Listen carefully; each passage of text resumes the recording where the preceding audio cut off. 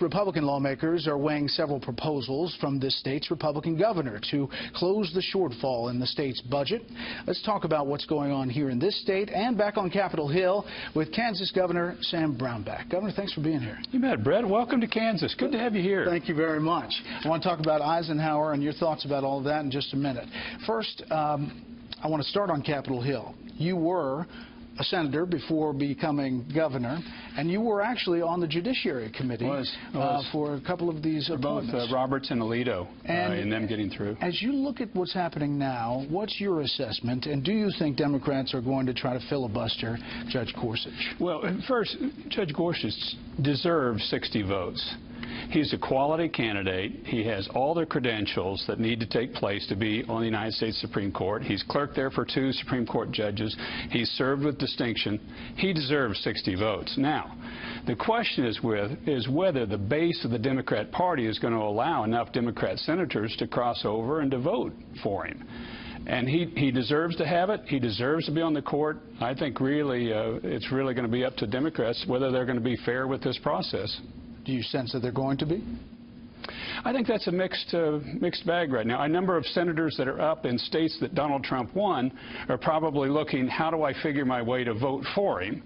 Now, is there enough to get him to that 60-vote threshold, and are there enough in the other places to stop him? But absent that, this is a man that deserves to be on the United States Supreme Court. I wanted to talk about another issue that's hot in Washington and hot here, and that is refugees. The president's executive order got a lot of pushback. It was controversial, but something that he pledged on the campaign trail. You here in Kansas have done something about refugees specifically. We did the same thing. And I used to chair this committee on the refugees coming to the United States. And I have advocated for refugees coming to the United States. But you have to do it in a situation in a way where the American people are going to be safe. Because that's the first duty of the United States government, is to provide for the safety and security of the American people. That's why we said here in Kansas, we will take refugees from many places, but not from countries that have been identified by the State Department as terrorist-sending countries. And that's what the president said. We'll take them from other places, from other Muslim countries, because this is seen as a Muslim ban, but not from countries that are identified as places that send terrorists. And I think that's as it should be. Yeah, the White House and others pushing back against that Muslim ban, saying there are Indonesia and Egypt and others that are not included in that. And the reaction to President Trump and this Australian dust-up about not taking those refugees, a deal that was made in the Obama administration? Well, I think the president's doing the same sort of thing there, where he's saying, I've got to first protect the United States. And we have had situations in this country where refugees that came here ended up being charged with terrorist charges. And he's just trying to do the thing that he's called upon to do first, which is to protect the safety of the United States. I don't like the dust-up, particularly with such a good ally like Australia.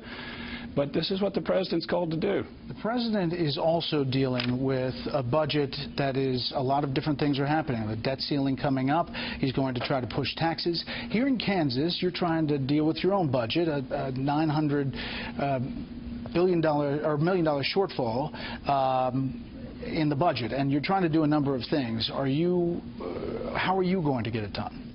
We're going to do a lot of the same things that he's talking about. We've got to cut our costs back. And we've been doing that. We've got to be able to get growth taking place in the state. We're starting to see that. Part of our problem has been the commodity prices have been low. We're a major oil state. We're a major agriculture state. And those commodities have been low, and so we've been cycling down. So a lot of what we've got to do is hold our costs down until some of the normalcy comes back on those. And they will. And I think you'll see that as we can get more growth taking place, that is the long-term key. You got to grow. And that's what the president's pointing to as well. We cut taxes on small business to create growth. He's looking at doing that. That is the key piece long-term, is to get that growth going.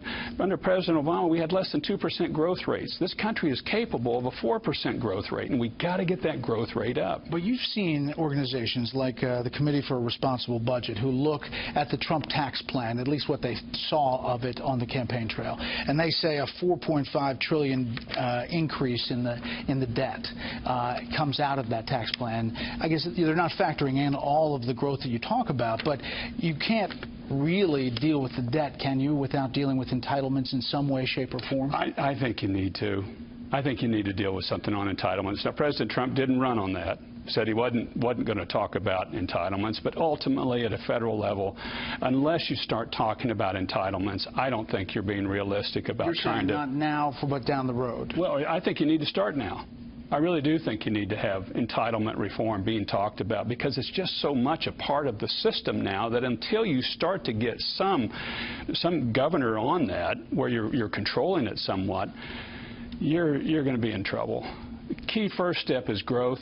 You've got to get that growth rate above 2%, where we've been going. You need to get it in the 3 and 4%.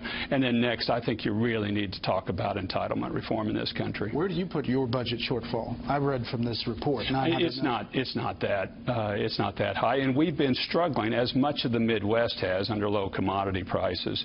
But we've got a plan put forward, working with the legislature. They're the ones that pass it and determine it, and we'll be able to work our way on through it. Someone who had a booming economy was President Eisenhower over his 8 years. He also worked bipartisan with the Democratic House and Senate.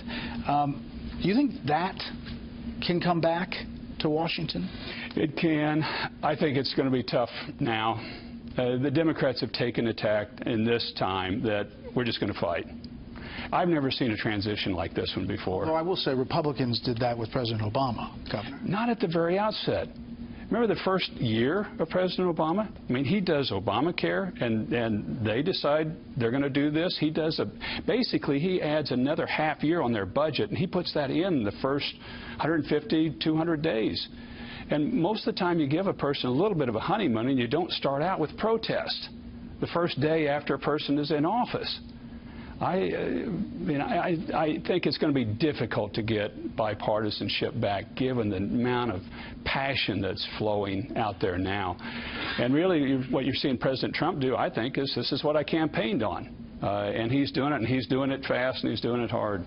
Governor, I like the I Like Ike pin. Yeah. Thank you, sir. Thank you for being here. Welcome to Kansas. Glad to have you here. Come back. Oh, definitely will. Definitely.